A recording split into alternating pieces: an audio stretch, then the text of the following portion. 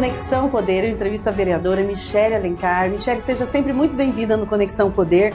Eu lembrei que eu te entrevistei quando você recém ganhou lá no primeiro mandato. Olha que alegria estar aqui de novo com você, sempre muito bem-vinda. Obrigada, eu amo vir aqui, acho maravilhoso. E eu já lembrei antes disso, que eu lembrei quando a gente se conheceu, eu trabalhava na TV Centro-América fazendo matéria de rotas naturais, a gente num barquinho, que a gente estava no interior, e foi quando eu tava num sucesso, a gente foi dar uma volta no barquinho e a gente se conheceu lá. São Pedro. Lembra? Eu lembro, claro. Cara, tá vendo? Ó, minha amiga. Olá, temos história, então. Né? Essa questão da comunicação que nos une, né? Nos uniu.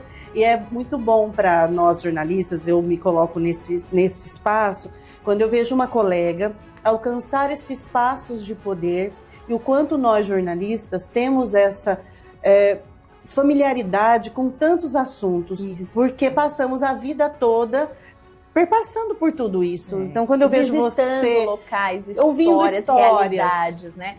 Acho que assim, o que mais me fazia ser apaixonada pelo jornalismo era a possibilidade de todos os dias estar presente em diversos tipos de realidade. No mesmo dia você poderia visitar a senhorinha de bom sucesso ou a pessoa que estava com problema da falta de água e ao mesmo tempo estar na sala do governador ou estar na sala de um deputado. Então, assim, você conhece pessoas de ambientes, classes sociais diferentes e você faz o seu trabalho da mesma maneira, contando a história de cada um. Então isso assim, eu gosto, né, de gente, eu acho que é a qualidade que a gente precisa para estar na política e para ser jornalista, é gostar de pessoas, e isso sempre me fez apaixonar pela minha profissão. E quando eu vim para a política, que, né, já contei essa história várias vezes, que foi um pastor que trouxe uma palavra e tal, ele falou assim, você vai ver que você foi a vida inteira preparada para isso. E hoje eu vejo o quanto esse desenvolvimento de amar,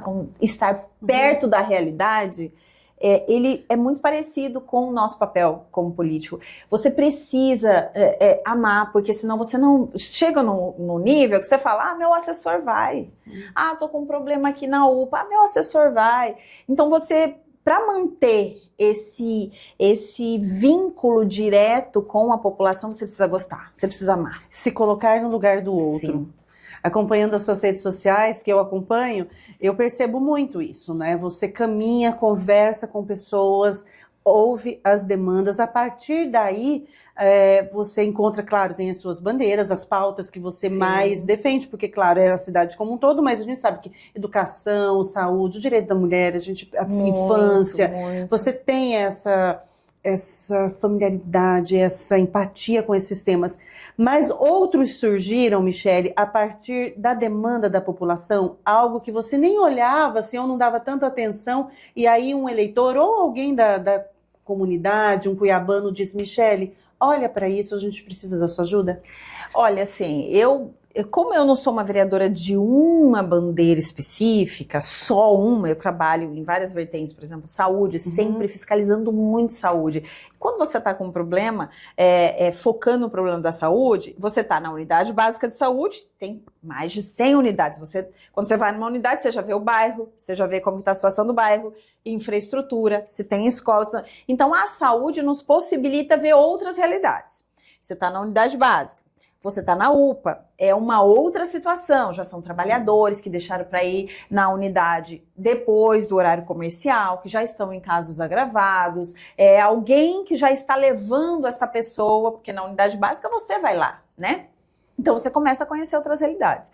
Então assim, a saúde me abriu. Então saúde, educação, mulher e esporte sempre foram as minhas pautas. Agora, abrindo um pouco mais, né, esse leque, por exemplo, quando eu cheguei, eu não tinha essa familiaridade, eu nem me sentia apta para discutir abuso sexual de crianças e adolescentes. E isso, assim, tem tomado tanto, assim, o meu tempo, os meus estudos, os meus esforços, para que hoje eu me sinto tão responsável, tão íntima, assim, de falar, se eu não falar dessa causa, se eu não lutar por essa causa, parece que eu não estou cumprindo o meu papel, né, nessa responsabilidade que Deus me confiou e a população.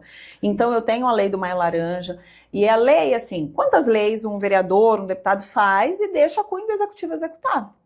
A lei do Maia Laranja eu faço questão, porque eu venho de uma gestão onde, né, muitas coisas essenciais deixaram de ser executadas. Essa lei foi uma, que é fazer a prevenção, falar sobre prevenção, falar sobre identificação, como começa. Porque a maioria, imagina, Ana, que você tem um tio que sempre foi o tio bacana, o tio legal, você sempre foi apaixonado por esse tio e de repente esse tio viu que você ficou mocinha e começou a te tocar diferente, começou a te levar para alguns lugares, começou a te fazer ameaças, mas começou dando alguns sinais. Então eu percorro as escolas falando sobre isso. Então escolas municipais com uma linguagem infantil, levo vídeos, folders, tudo eu. Então assim, quem deveria fazer? O executivo não faz? Eu faço. Então esse trabalho de conscientização nas escolas municipais e nas escolas estaduais, porque daí a linguagem para o adolescente muda.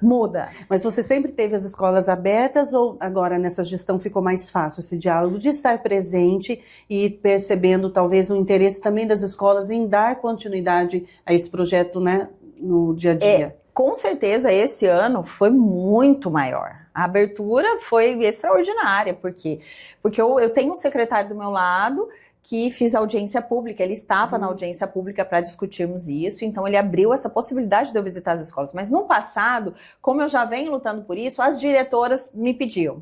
Então algumas diretoras falavam aqui, pode vir tranquilo, então elas abriam para eu fazer. Mas no passado era poucas escolas municipais, eu atuava mais na abertura das escolas estaduais, o secretário Alan sempre me deu essa abertura, então eu fazia essa conscientização, lutar contra, assim, sabe, os abusos, a exploração sexual de crianças, estupro, e é o que a gente mais tem visto, né, tão crescente, os dados são alarmantes. Então isso eu vim desenvolvendo, a luta, inclusive assim, algo que eu nunca tinha me aproximado, idosos. E eu comecei a receber muitos pedidos, como por exemplo, a gente tem uma necessidade grandiosa de ter, nem sei se é o nome, né, que a gente pode chamar, mas popularmente a gente chama a creche para os idosos. A gente tem a creche para criança, o pai sai para trabalhar, ele deixa a criança na creche, vai trabalhar. É o Centro de Convivência para Idoso, né, CCI. Porque o Centro de Convivência, ele geralmente está com alguma deficiência. Ele não atende toda a demanda, ele não tem um profissional necessário, só posso ir tal dia, porque tal dia vai ter o profissional, então vai 2, 3 vezes por semana. Se você tem uma unidade que ela é específica, com profissionais, igual uma creche, não pode ficar sem um professor, não pode ficar sem... Então, ele foi planejado e obrigatoriamente ele vai estar lá para atender a demanda, né? Falando disso, lembrei da Lucimar, que foi prefeita em Várzea Grande, né, que a gente tem essa proximidade com ela, que ela idealizou o Centro de Convivência para Idosos Vovozeide em Várzea Grande. Ele foi implantado na gestão anterior por conta da época do Covid, que ele teve que ter um tempo fechado, e ele funciona nesta vertente. Vinculado à Secretaria de Assistência Social, é o Serviço de Convivência, né, e Fortalecimento de Vínculos, mas tendo oficinas, aulas de música, hidroginástica, horta, tinha aula de linguagem cibernética. O que você pensar, era algo que eu ouvi muitos filhos e muitos alunos, a gente chamava, né, de idosos participantes, que essas atividades tiraram da depressão, da tristeza, eles passaram a ser outros a partir dessa experiência. E você percebe que em Cuiabá há uma lacuna, que é preciso, os idosos estão desamparados, Michele? Olha, assim, eu não diria totalmente desamparados, mas assim, é muito inferior à demanda ofertada do que realmente a necessidade exige. Então, eu tenho uma demanda de CCIs funcionando, mas assim, é como se fosse 30% de uma demanda de 100, né? E o meu sonho, e eu penso que para o futuro a gente pode construir isso, é que eu tenha uma unidade onde a gente consiga atender a creche para os idosos e ter uma ala para esses idosos que vão morar lá. Porque hoje a gente tem o Abrigo Bom Jesus, e aí quem não tem, lá tem uma fila de mais de 100 aguardando.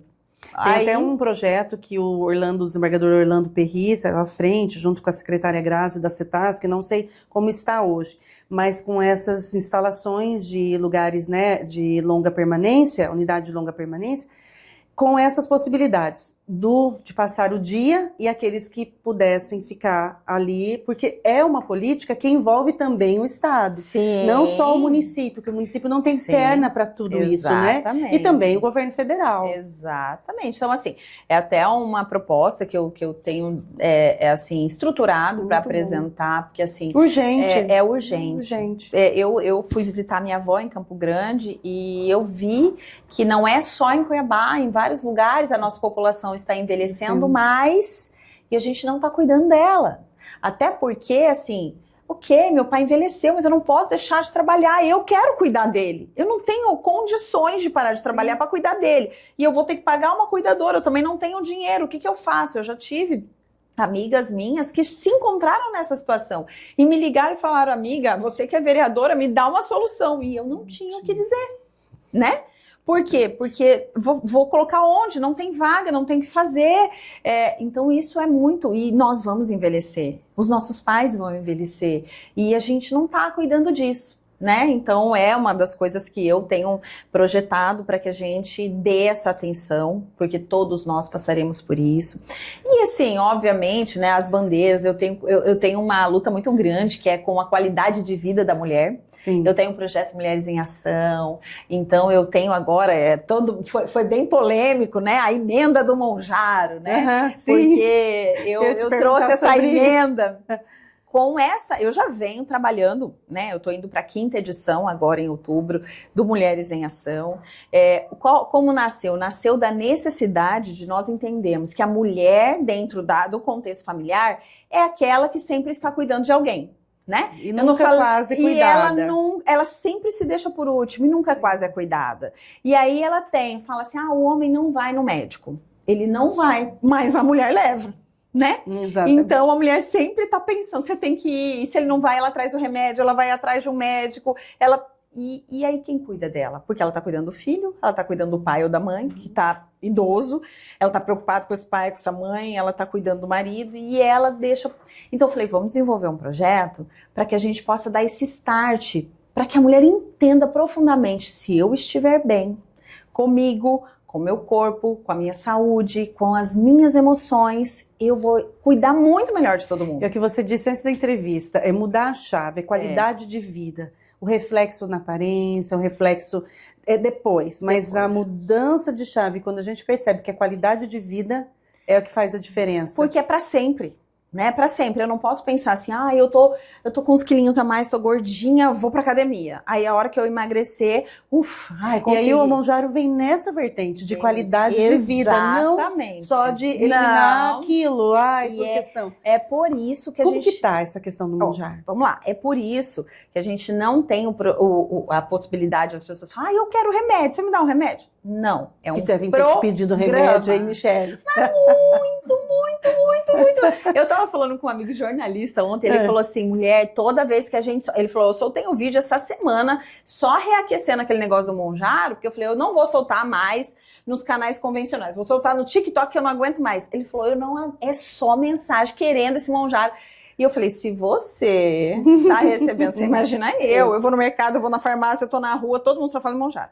Mas é um programa de qualidade de vida e emagrecimento. Então você não vai lá conseguir o remédio.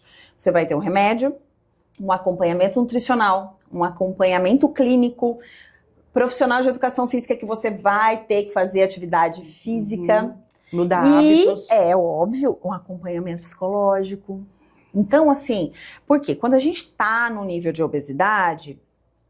A chavinha que muda, né, que dá esse start, ela é um pouco mais difícil do que quem tá com 3, 4 quilos. É diferente. Sim. Então você tem que ter um acompanhamento para você enxergar todo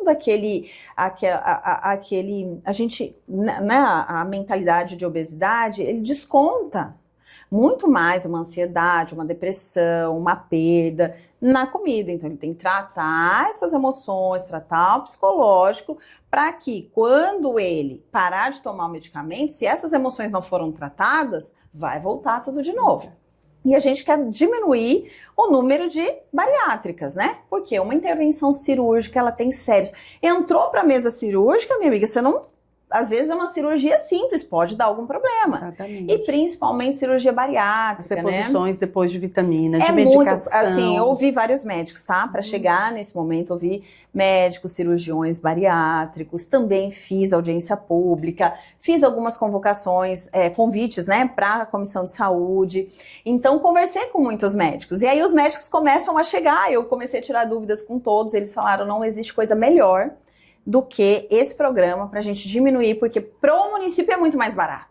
Você tem uma internação, você tem um acompanhamento depois. Por que não acompanhar a qualidade de vida ao invés de acompanhar a doença? Não deixar chegar, né? Porque você pode acompanhar uma doença. Vai precisar amputar, atacar diabetes, vai precisar de uma UTI. Tudo é muito mais caro, E né? que fase que tá, Michele? A fase de implantação desse sistema, porque ele vai ser um complexo lá na antiga Unique Barão, né? Vai ser o Centro Integrado de Saúde. Uma ala vai ser para o Centro de Emagrecimento. Então vai ter a academia, vai ter a parte de nutrição com uma cozinha onde vão fazer algumas receitas baratas, fáceis, porque a gente não pode esquecer, a gente está falando de pessoas de baixa renda. Ai, tem que fazer uma dieta, mas eu não consigo comprar essas coisas. Então vai ter uma cozinha, vai ter o consultório, a recepção e a parte também psicológica. Então o prefeito já desenhou comigo tudo isso. Essa semana a secretária Daniele Carmona assumiu essa semana. Sim.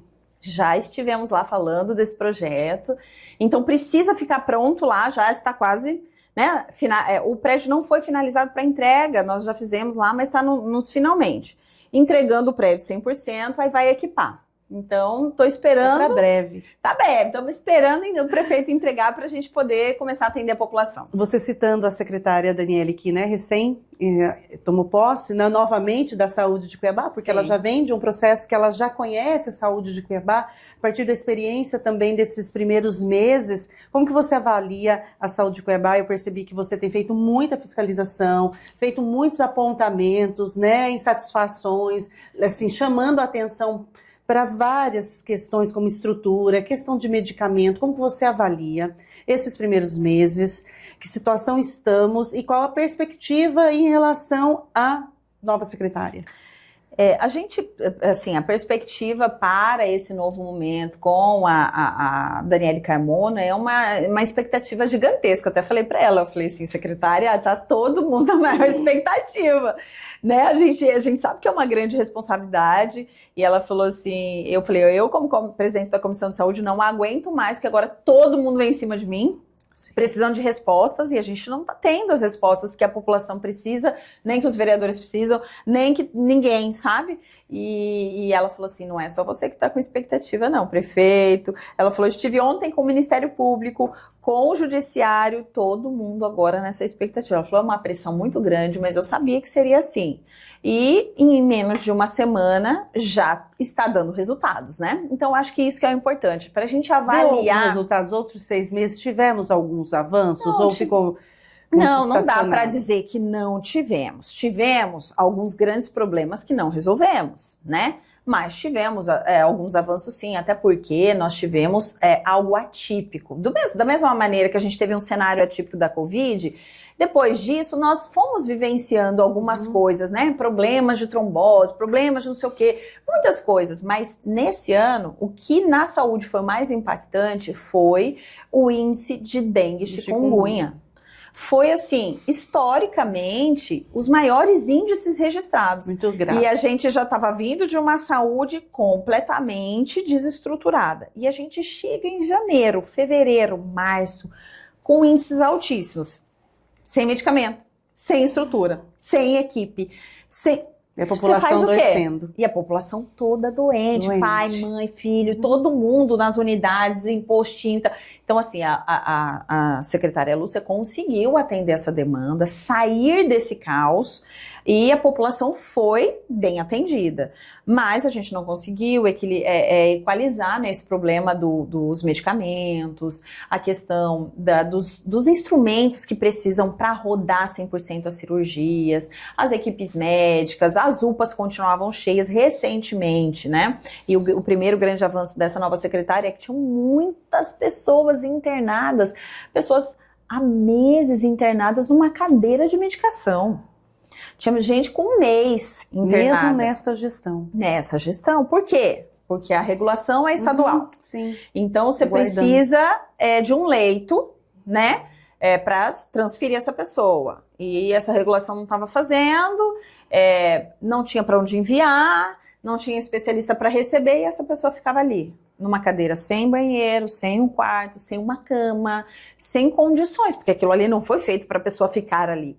Então, nessa semana, a secretária já conseguiu, até quarta-feira, transferir 26 pacientes, e hoje já temos UPAs que estão com a sala de medicação zerada de pacientes internados. Então, assim, as coisas elas estão caminhando, as cadeiras estavam todas de péssima qualidade. Já na secretaria, o prefeito Abílio conseguiu fazer um anexo de como se fosse... Sabe quando você manda seu sofá para tapeçaria, que você manda o sofá para arrumar?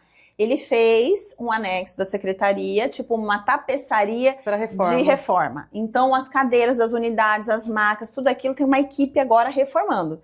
Por quê? Porque para comprar novas, tem que fazer uma licitação, você tem que fazer um trâmite burocrático que você conhece, como leva funciona. Muito tempo, né? Nessa transição de equipe, né?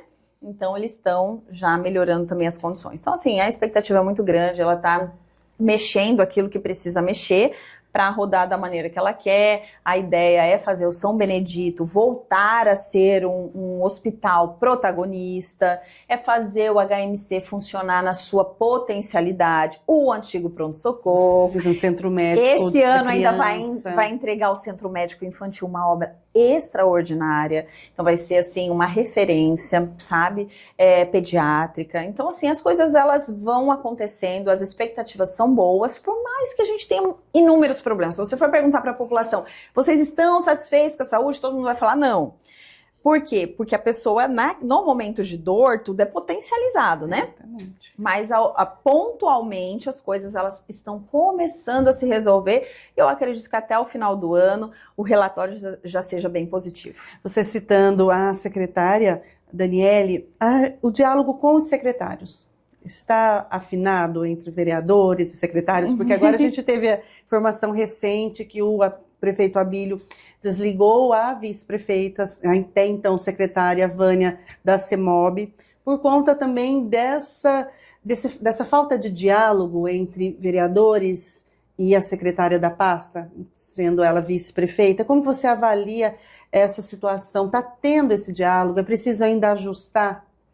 A gente precisa, assim, só levar em consideração que o prefeito Abílio, ele tem um perfil completamente diferente dos antigos gestores. E que bom, graças a Deus, a gente precisava de alguém diferente. E tem uma particularidade dele, ele vem do Legislativo. Então ele já passou pela Câmara, ele já foi deputado, ele sabe qual é a peregrinação e o papel de um legislativo diante do executivo.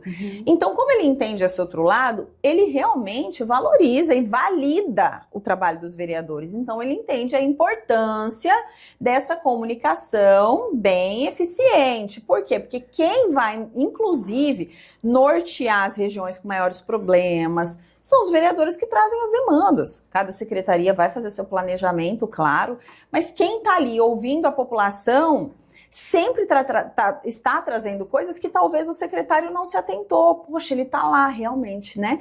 E precisa desse diálogo. E o prefeito faz questão. Ele se coloca na condição, poxa, se eu que sou prefeito, ouço os vereadores, realmente levo em consideração tudo que eles me passam, vou a campo, visito, vou olhar se está funcionando. Os secretários precisam, sabe aqui, segue o líder, precisam ter esse jogo de cintura, né, entre parlamento e executivo. Então, aqueles secretários que não conseguem entender a importância desse diálogo, eles realmente ficam ali, né, dificultados no processo. Então, eu acho que, assim, o último episódio da secretária Vânia com a nossa presidente Paula, e depois isso se arrastando para dentro da Câmara, não foi um episódio, né, agradável. Eu confesso que eu me assustei, foi a primeira vez que eu vi um secretário, assim, se posicionando daquela maneira com relação à nossa presidente, com relação aos vereadores. E, obviamente, isso gera um desgaste. Então, eu acredito muito na comunicação e no bom relacionamento entre as entidades. Porque nós, vereadores, estamos ali não porque alguém nos convidou. Não porque eu fui indicação de alguém. Estou ali porque eu fui eleita. Então, eu tenho a chancela da urna. Então, realmente, isso precisa ser respeitado, porque eu não estou em meu nome. Eu estou em nome de centenas, milhares de pessoas que estão atrás de mim. Então, quando eu trago uma demanda, quando eu vou fazer uma visita a um secretário, quando ele recebe as minhas indicações, geralmente não é indicação para minha casa, é indicação para a cidade. Isso precisa ser levado em consideração. Por isso, a importância desse relacionamento. E o prefeito tem dito isso aos secretários. Atendam todos os vereadores, recebam, ouçam, vejam quais são as necessidades que eles estão apresentando, porque eles são os facilitadores, inclusive do serviço de vocês, para saber o mapeamento da cidade. Cada vereador tem uma proximidade maior com uma região, com uma pauta. Então, eu, por exemplo, fiscalizo muito a saúde, fiscalizo muito a educação, Sim. Espaços esportivos, então eu sempre estou trazendo essas demandas. E mesmo nesse papel de fiscalização, muitas vezes trazendo à tona situações não muito confortáveis, não tem as portas fechadas, né? Você é da base e tem essa tranquilidade de trazer à tona coisas que não são tão confortáveis. Exatamente. E isso eu preciso dizer que é algo muito positivo do prefeito. Exatamente. Não é uma birra, né? Ai, vou ficar emburrado com a Michele porque ela tá mostrando que o teto tá ali cheio de infiltração. Então, ele sabe que, inclusive para ele ter uma base com essa credibilidade de que não se calou diante da necessidade da população, porque agora é base do prefeito, é muito importante. É importante ele ter ao lado dele parlamentares que de fato estão comprometidos com a população, porque eu era fiscalizadora quando a oposição, continuo sendo agora da base. Por quê? Porque maior é o meu papel com a minha representatividade do que com quem no momento político que eu estou. E o prefeito entende isso. Então, assim, eu continuo fiscalizando, continuo indo com uma diferença. Aquilo que eu mostro, aquilo que tem problema, ele tem um encaminhamento para a solução. Então eu vou lá, por exemplo, eu já tenho várias escolas. E antes você não tinha resposta? Antes nada. Antes a gente mostrava, denunciava, dizia e tal. E aquilo nunca. É por isso que a gente está nesse caos na saúde, é por isso que a gente está nesse caos na educação. Foi a primeira vez que a gente teve aulas que tiveram que ser atrasadas em uma semana porque não tinha condições estruturais das escolas receberem as crianças. Então, quantas vezes denunciamos isso? Então, assim, eu lutei muito para que a climatização das escolas fossem feitas. A gente está em Cuiabá. E a nossa temperatura não permite que a gente receba as crianças numa escola que malemar funciona o ventilador. Quando chega agosto e setembro, então, é uma tortura para as crianças. Eu fiscalizei escolas que eu cheguei, as crianças estavam com o nariz sangrando. Nossa. Vomitando. Você é a mãe. Como que você chega numa escola, criança na diretoria toda vermelha, com enxaqueca, criança passando mal. Eu cheguei numa escola que a professora tinha deixado uma bacinha para a criança vomitar, o chão todo molhado.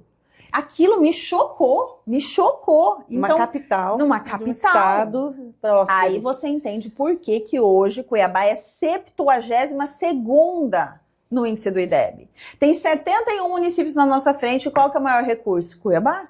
Eu ia tocar nesse assunto com você, porque uma das angústias do prefeito em entrevista aqui no Conexão Poder, recentemente, ele trouxe a questão da educação como algo que o incomodava de maneira assim, muito profunda, pela questão da colocação da educação no ranking, e aí ele fez alguns questionamentos em relação à gestão, todo o sistema, enfim, e até mesmo pensando em outros modelos, né, de forma de público-privado, enfim, um outro tipo de gestão para que tivesse uma evolução nesse ranking. Para você, essa colocação de 72º do IDEB tem a ver com o quê? Onde falhou a educação para que ocupasse este lugar? Para a gente estar no 72º, nós não falhamos em um ponto, né? Nós falhamos em vários. Primeiro, as nossas crianças não estavam sendo alfabetizadas no tempo correto, na idade correta. Nós estávamos, assim, basicamente, a educação municipal ela vai até a 5ª série. E tinha crianças, tem acho que 2 escolas aqui em Cuiabá que vão até a 7ª, só 2, mas no geral até a 5ª série. Elas estavam indo para a 6ª série sem estar 100% alfabetizadas.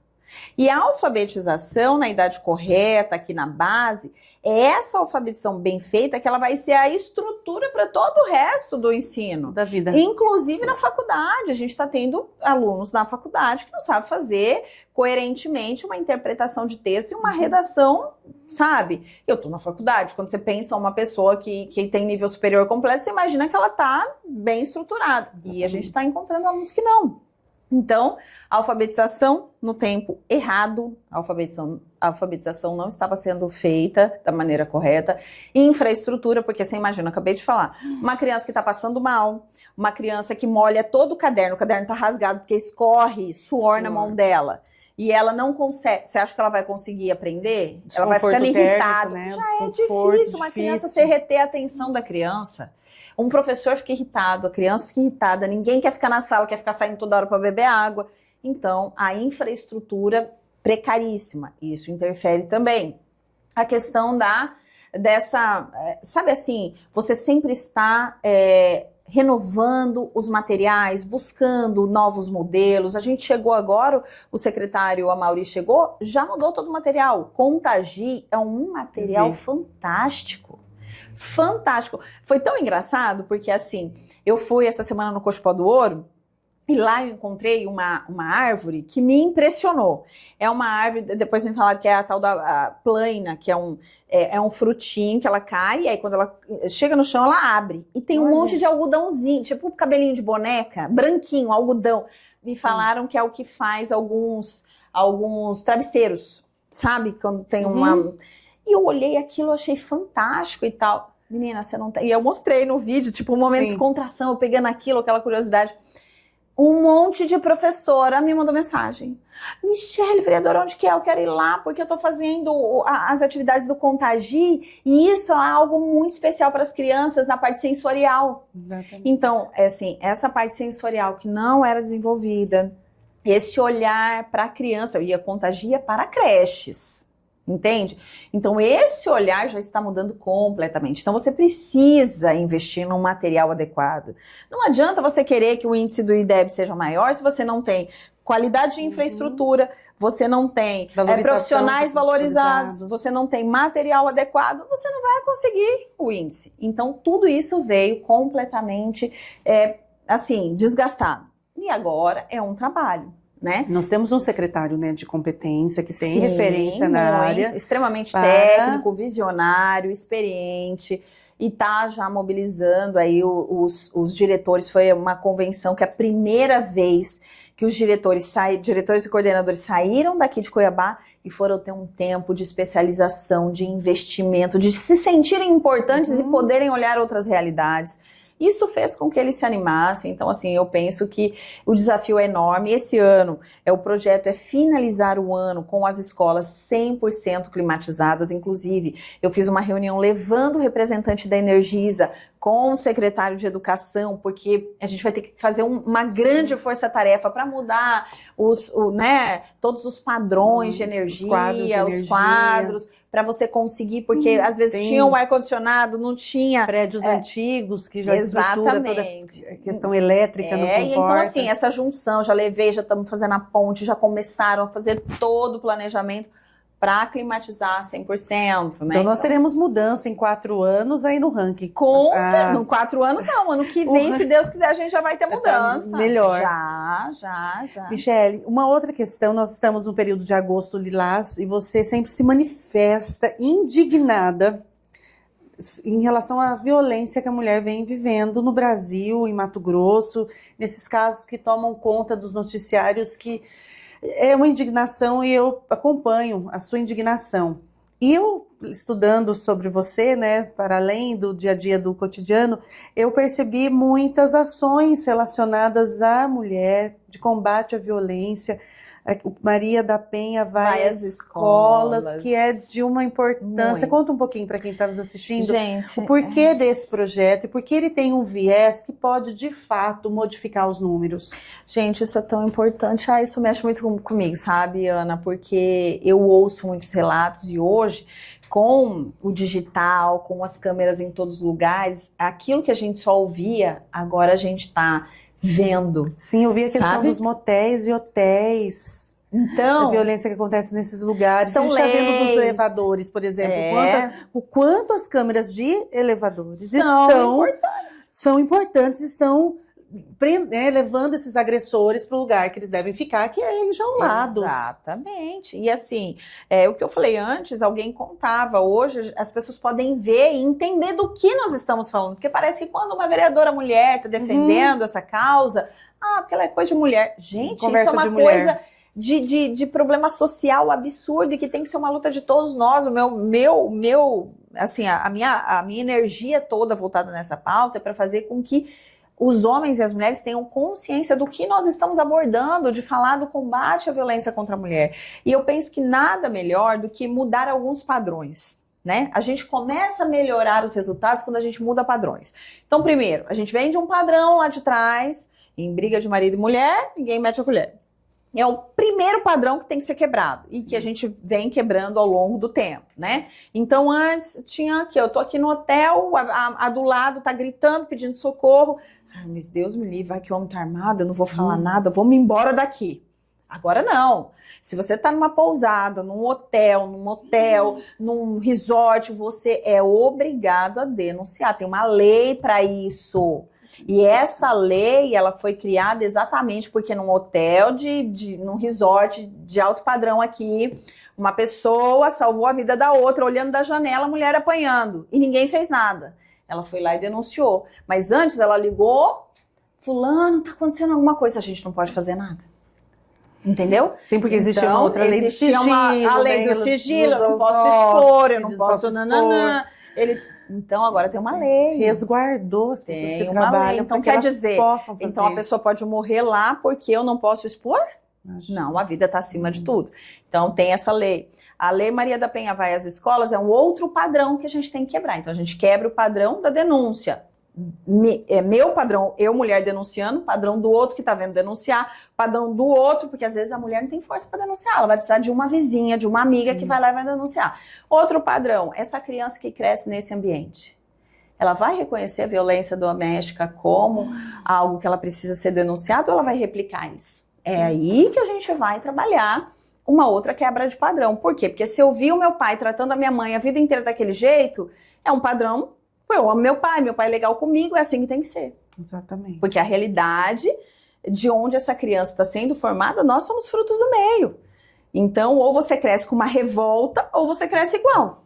Então, a Maria da Penha vai às escolas exatamente para quebrar esse padrão, para falar com as crianças, na linguagem da criança, da linguagem lúdica, de como ela vai entender que existe uma outra possibilidade. Que esse padrão que ela tá vendo ali não é daquele jeito, pode ser diferente. Como que a gente vai quebrar isso? Como que a menina vai entender que lá na adolescência, quando ela estiver apaixonadinha pelo menino e ele começar num relacionamento tóxico, isso já pode ser parado ali porque vai gerar uma violência. E atingir também, né, os meninos para entender os meninos, a maneira como exatamente, lidar com as meninas. Principalmente. E como que tá, né, a aplicação dessa lei, Michele? Porque eu entrevisto muita gente aqui, sempre que eu abordo a questão da violência, né, Mato Grosso, feminicídio, enfim, todos apontam a educação, esse ambiente escolar, porque é um ambiente que você consegue fazer uma intervenção, porque na casa das pessoas você não consegue chegar lá e fazer essa intervenção. Quando você traz para o ambiente da escola, você consegue fazer essa intervenção como uma possibilidade real de mudança de números. Então você traz uma lei que ela atende a vários aspectos que as pessoas vêm dizer aqui na bancada. A educação precisa ter esse aspecto também. Como que tá a aplicação dessa lei? Olha, ela tá tipo Maia Laranja, tá? Eu tô tendo que ir lá fazer acontecer, né, trazer toda essa movimentação, porque quando eu, como parlamentar, que já propus a lei já foi aprovada, ela já está em vigor, preciso me movimentar, é como uma forma de dizer, se vocês não fizerem, eu vou fazer, mas isso não é o meu trabalho. Então, é uma provocação para dizer, venham comigo. Exatamente. Que é o que eu faço do Maia Laranja, né? Então, a Maria da Penha vai às escolas, a gente já está nessa programação toda, audiência pública, organização e programação desse formato que não vou sozinha, já estabelecemos, estamos na confecção do material, que também é custeado por mim, e envolvendo o Ministério Público. Aberto a voluntárias também, mulheres que já passaram por esse momento, querem contribuir de alguma forma podem te procurar. Exatamente, podem me procurar. Então, a gente já tem confirmados a Rede Cidadã, que é importantíssimo, né? A Rede Cidadã faz um trabalho maravilhoso, assim, a gente já vem de outras parcerias. Rede Cidadã, aí a gente tem o Judiciário, a gente tem o Ministério Público e tem a Delegacia da Mulher. Então, a gente está fazendo esse cronograma, porque eu vou sempre com uma parceira para fazer a palestra com o material. Então, assim, eu até tô assim, projetando, eu com a minha equipe para o ano que vem, a gente não ir só com eu, mais uma e o material, mas ir com um teatrinho, e com um fantoche que seja, uma encenação, porque isso fica marcado no coração das crianças, né? Esqueci. Então, a gente vamos começar esse mês, e aí até minha assessora falou assim, ai, que bom! Como voluntária mais também. uma voluntária. A minha assessora até falou assim, vereador, mas a gente tem que acelerar. Será que vai dar pra gente fazer todas as escolas? Eu falei, calma, não precisa fechar todo esse mês lá. Eu achei que tinha que ser tudo isso. Eu falei, gente, até o motivo da gente mostrar que a violência, ela não tem que ser combatida só no mês de agosto. Vamos continuar fazendo, não tem problema. Vai setembro, vamos continuar. Então, a gente está nessa programação. Michele, pra gente ir encaminhando, porque é muita coisa. É muita Depois coisa. Fica o convite para você voltar, porque é muita coisa. Antes de falar um pouquinho de política, que eu quero falar com você, eu vi hoje você indo até os ambulantes. Deu certo a realocação? Qual foi o sentimento quando você chegou até ali? Porque eles estavam, né, em diversos espaços da cidade. Sim. Foi proposto um espaço ali ao lado da igreja, ali em frente à praça. E ali na ruazinha do Ganha-Tempo, ali, né? Ali, aí até mesmo alguns reclamaram, outros logo aderiram à ideia. Passados alguns meses, qual foi hoje a sua impressão? Foi algo que deu certo? Exatamente, hoje finalizamos 2 meses. Então, hoje fechou 2 meses que eles estavam ali. O que o prefeito fez? A pedido, né? E eu fiz, desde o início, estou nessa movimentação, porque inicialmente eles só seriam retirados. Aí comecei uma movimentação, não, prefeito tem que arrumar um lugar, prefeito, pelo amor de Deus, reunimos várias vezes. E aí ele falou, vamos mandar pro Shopping Orla. Aí os ambulantes não queriam. Doutora Juliana Palhares, que saiba que a gente fala, nós duas, reunia lá, reunia com o povo, reunia na Câmara e tal. Fiz audiência pública também para ouvi-los, ela esteve, ouvimos, fizemos cadastro, enfim, foi uma... Então hoje terminou 2 meses e ali foi um teste, né? Ele falou, bom, vamos fazer o seguinte, então vou deixar porque foi uma sugestão deles, eles pediram, eles passaram 3 sugestões, essa era uma das sugestões. Ele falou, então vou aderir a essa sugestão, por último, depois de termos esgotado tudo, assim, e se der certo, se vocês se adaptarem, se as coisas correrem bem, se vocês realmente ficarem, porque o receio era, eu deixo lá, depois volta todo mundo. Como acontece historicamente, né?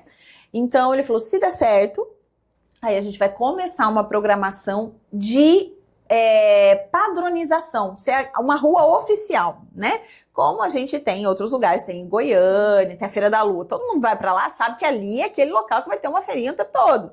Mas você vai à noite, a feirinha vai estar lá. Passa a ser até um atrativo da cidade. Exatamente, tem o Brás, tem a 25, tem... Então, assim, ali seria essa referência. E daí teria que vir com um projeto, padronização das banquinhas, cobertura para todo mundo, uma rua de repente estilizada e tal.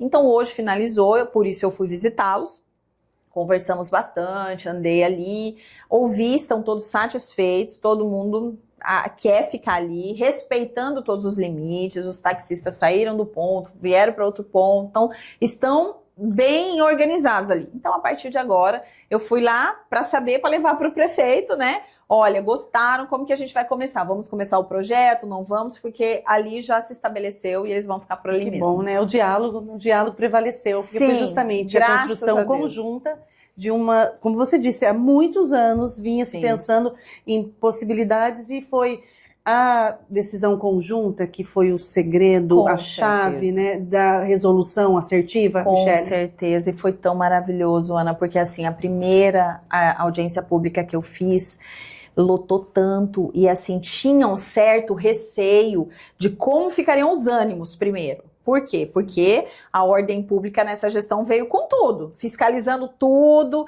e aí já teve aquela coisa da lei do silêncio, então os bares bravos, aí teve mais CDL, aí teve os ambulantes, vários enfrentamentos da Juliana ao mesmo tempo, entrevistei a Juliana, falei, já começou o ano, vamos mágico. Então ela já chegou com a equipe dela lá meio tensa, aí levei CDL também, levei representantes dos lojistas, e eles lotaram. E ali eu estabeleci o início de um novo tempo de diálogo. Então, assim, todos, quando terminou a audiência pública, foi conseguimos, porque ouvimos, o diálogo foi pacífico, ordeiro, respeitoso, não teve animosidade, assim, a condução foi muito maravilhosa, a doutora Juliana ficou muito feliz, eles ficaram felizes, CDL ficou feliz, e aí a gente começou esse processo que não teve, você viu alguém preso, alguém brigando? Não, as coisas elas foram encaminhando nessa toada. Teve gente que se revoltou no meio? Teve, mas ninguém extrapolou. Eu reuni na Câmara, reunimos na secretaria, junto com a secretária e os fiscais e os representantes, reunimos na prefeitura. Então foram várias tentativas, reunimos com os vereadores, levamos as entidades lá. Então, assim, foram muitas movimentações e chegamos a essa conclusão. Então, o processo foi muito positivo e provou de uma vez por todas que quando se tem essa disposição em dialogar de forma respeitosa, quem está à frente é que dá o tom. Então as coisas, graças a Deus, saíram muito bem.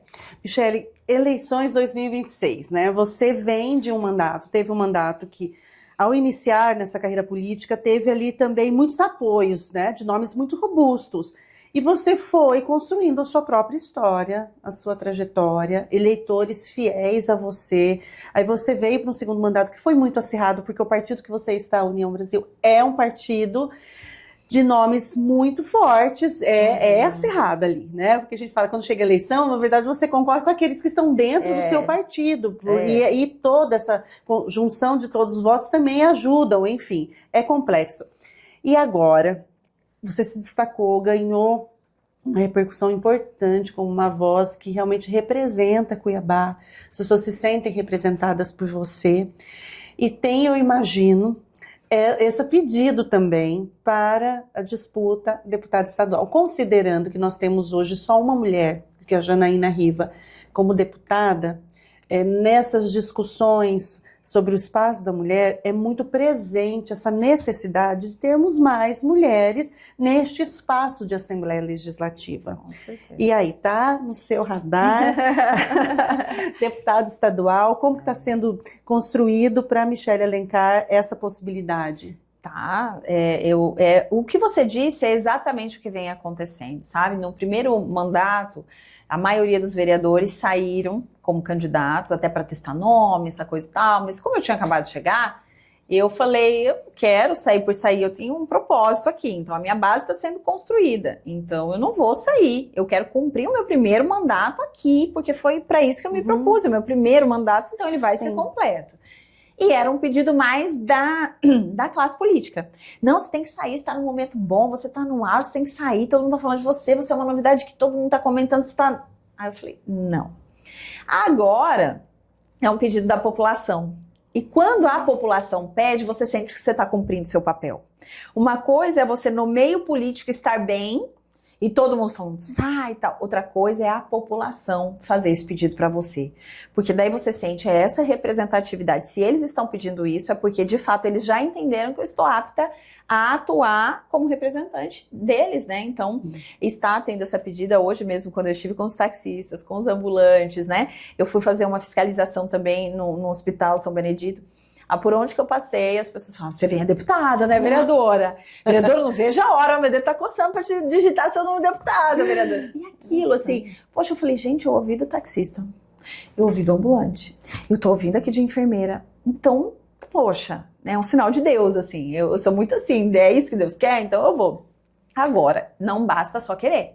Tem uma construção. Mais uma vez, me vejo dentro de um partido com uma chapa de grandes nomes, uma chapa robusta, pesada. Então, assim, a gente vai ter que conversar. O vereador não tem janela para trocar de partido, a não ser que o partido dê uma carta de liberação. Então, obviamente, dentro do partido, eu sou uma vereadora reeleita do partido.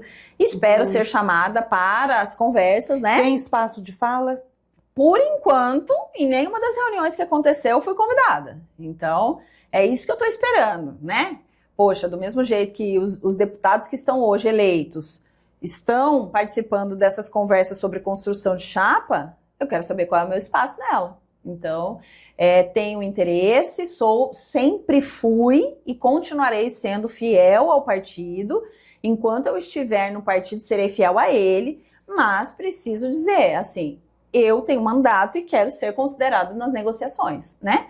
Não vou ficar aqui sendo ali, ó, uma escada de ninguém. Eu tenho os meus propósitos, a minha conduta, sempre extremamente respeitosa, sempre muito fiel a tudo que o partido direcionou.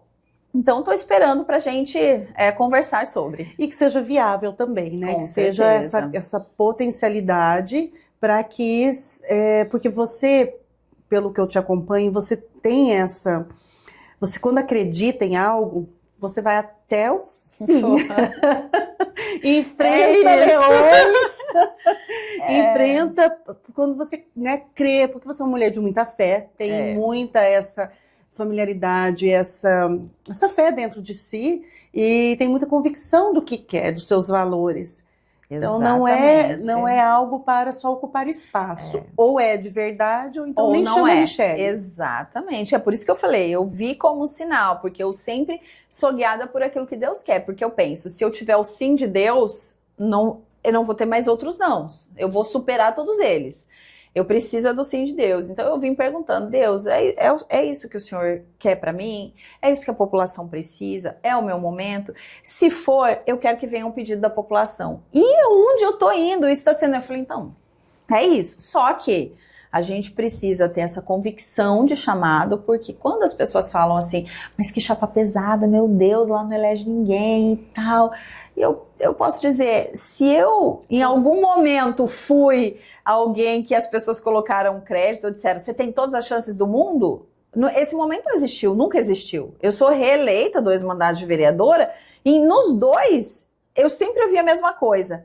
Nossa, muito difícil pra você, hein? Você tá naquela chapa muito difícil pra você. Nossa, vai ser difícil. Nossa, vai ser difícil. Nossa, tá pesado. Cara, se eu fosse levar em consideração isso, é a mesma coisa agora. Nossa, que chapa pesada. Nossa, que difícil. Meu Deus, olha o tanto de gigante lá. Ok, mas se eu tiver um propósito, se eu tiver o sim de Deus, o sim da população, enfrenta o que for. Tem muita coragem, né? Muito, tem que ter. É o que me trouxe até aqui, né? E é isso que eu ia te perguntar, porque a gente sabe que a política é um espaço muito árduo. Muito árduo. Em que você tem que se municiar de muita força, de muita sensibilidade, mas racionalidade para sobreviver. Então, Michele, jornalista, que tem sensibilidade, mas também tem muita coragem, nessa experiência, o que mais foi dolorido e o que mais você aprendeu? O que eu mais aprendi foi me aperfeiçoar em como lidar com as pessoas, né? Porque eu tenho uma frase que eu carrego comigo, assim: pessoas ferem e pessoas curam. Então não desista das pessoas. Então a gente é muito ferido na política, porque na política algo que é mais do que naturalmente na vida é você ser traído. Ou você está falando com alguém que você acha que é de um jeito e você vira as costas e a pessoa não é daquele jeito que você imagina. Você fala, puxa, mas não, ela não é assim. É uma ganhadora de Grammy e Oscar. E aí eu penso, né? Meu Deus, como que eu tenho que lidar aqui? Como que eu faço? Eu acredito ou não acredito no que essa pessoa está me falando? Em quem eu posso acreditar? Porque a política, você está o tempo todo rodeado de um monte de gente, mas é uma carreira solitária. Porque é cada um lutando por si, é você, né? E por isso que eu sou muito, assim, apegada a Deus, porque eu sinto que Ele é, claro, a minha família, eu tenho apoiadores, né? Minha família, minha igreja, enfim. Mas é muito solitário ali no meio político. Então, eu aprendi a lidar com isso, com as frustrações, com as alegrias, sem deixar que as alegrias e as glórias entrem no meu coração e comandem o meu coração, e sem deixar que as tristezas e as frustrações entrem no meu coração e comandem o meu coração, sabe? Porque quem deixa muitas alegrias e as honras acaba se tornando orgulhoso, vaidoso, arrogante. E quem deixa as tristezas e amarguras entrarem, acaba desistindo da carreira. Então é você ter o equilíbrio, entender que você está aqui por um propósito, que isso é passageiro, e enquanto você estiver aqui, você tem que servir. Ai, muito obrigada, Michele, pela entrevista. Deixa aqui a câmera aberta para suas considerações. Se você falar algo específico para os seus eleitores ou para o nosso público? Primeiro, te agradecer, Ana, agradecer a toda a equipe aqui e deixar uma mensagem aqui para minha família, né, que eu amo, meu marido, vai já ser Dia dos Pais, já quero desejar aqui um feliz Dia dos Pais. Um abraço pro Jefferson. Um beijo, melhor secretário de Cuiabá. Foi professor de natação do meu guri. Olha, ensinou, né? Assim, na verdade, ele orientou a É. equipe que ele tinha, mas eu me lembro que pontualmente ele ia até lá para fazer os ajustes, porque o Jefferson Tem esse olhar, dispensa apresentações. Para quem conhece um pouco do esporte em Mato Grosso, sabe da trajetória dele, que é inegável. Né, não tem um lugar Primeiro, que você se apaixonou pelo esportista ou pela pessoa? Porque era Primeiro pelo jornalista, esportista, apresentadora de quadro de Primeiro esporte. pelo esportista, porque pra mim, eu assim, é uma coisa minha. Pra mim apaixonar por alguém, eu preciso admirar. E eu admirava ele muito como treinador. Falava, cara, esse cara é bom. Admirava ele como técnico. Falava, onde ele bota, os caras ganham tudo. Ele é sério, né? Então, assim, eu admirava ele com essa postura, assim, inteligente, cara, muito inteligente. Então, toda vez que eu ia entrevistar ele, sempre com uma postura séria, sempre falando muito bem, sempre ensinando muito bem. Aí depois eu me apaixonei por ele, né? Casou, é pai dos seus filhos. Vou fazer 15 anos de casada. 15 anos, como passa. 15 anos de casada. Mas pra mim é muito maravilhoso, porque aonde eu vou, eu encontro ou alguém que foi atleta, ou alguém que estudou com ele, ou alguém que ele passou como você. O filho passou, então, meu filho passou por você. Eu treinei com você. Ou, eu fui seu aluno na faculdade. Então, isso é muito maravilhoso, porque ele sempre tá deixando uma marquinha por aí, por onde eu passo. Então, quero deixar um abraço pro meu marido, um beijo, feliz Dia dos Pais pra ele, feliz Dia dos Pais pro meu pai, que me ensinou o valor, e assim, é o valor que eu carrego comigo, do trabalho e da honestidade, né? E deixar um abraço para os meus filhos e dizer para os meus eleitores que eles podem sempre contar comigo, que eu vou estar aqui trabalhando e honrando o meu lema, que é servir as pessoas e honrar a Deus. Honrar a Deus, servir as pessoas, e a gente está aqui para construir uma Cuiabá melhor e um estado melhor para todo mundo. Michele Alencar, minha entrevistada de hoje no Conexão Poder.